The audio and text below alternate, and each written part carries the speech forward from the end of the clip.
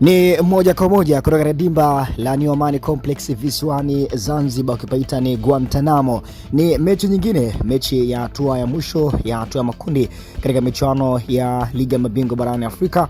Ni kati ya wenyeji Young Africans dhidi ya JS Kabylie katika mchezo wa marudiano, mchezo ambao unachezwa katika dimba la New Amani Complex visiwani Zanzibar. Na mpaka hivi sasa dakika 45 za kipindi cha kwanza ni Yanga Sports Club wanaongoza goli moja, goli pekee likifungwa kwa mkojo wa penalti kupitia kwa usajili mpya.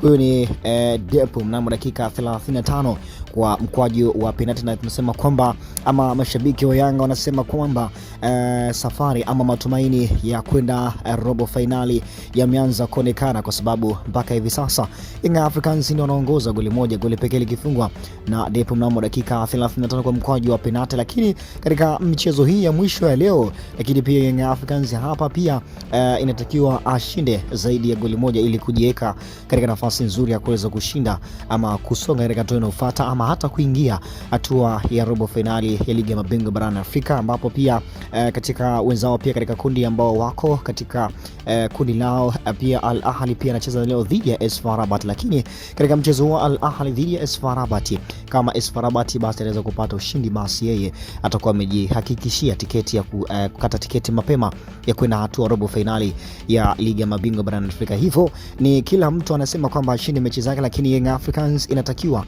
iwe isivyo leo, inabidi ashinde zaidi ya goli moja ili kujiweka katika nafasi nzuri ya kuweza kusonga ama kutinga hatua ya robo finali ya michuano ya Ligi ya Mabingwa barani Afrika. Wao wenzao Simba Sports Club tayari wamekwisha kumaliza safari yao, imeisha katika hatua ya makundi baada ya hapo siku ya jana katika dimba la Benjamin William Mkapa, baada ya kumaliza kwa ushindi wa goli moja tu, goli pekee likifungwa na Anicet Oura, ambapo walikuwa wakicheza katika dimba la Estadio de Benjamin William Mkapa. Hivyo pia kwa Azam FC pia nao safari yao imeishia leo baada ya kufungwa magoli 2-0 na Wydad Casablanca, magoli ya Pasco Msindo goli la kujifunga mnamo dakika 63, lakini pia Walid Nassim mnamo dakika 90 zikiongezwa nne kabla mchezo huo kutamatika. Hivyo je, ni nani kuondoka na alama 3 muhimu katika mchezo huo leo?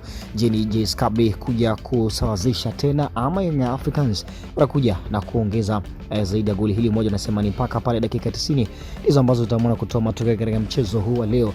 Ni dakika 45 za kipindi cha kwanza zikiwa zinakwenda ukingoni katika dimba la New Amani Complex visiwani Zanzibar, wengi wakipaita ni Guantanamo Bay, ikiwa ni dakika ya 40 inaelekea 42 kabla ya kutamatika dakika 45 za kipindi cha kwanza.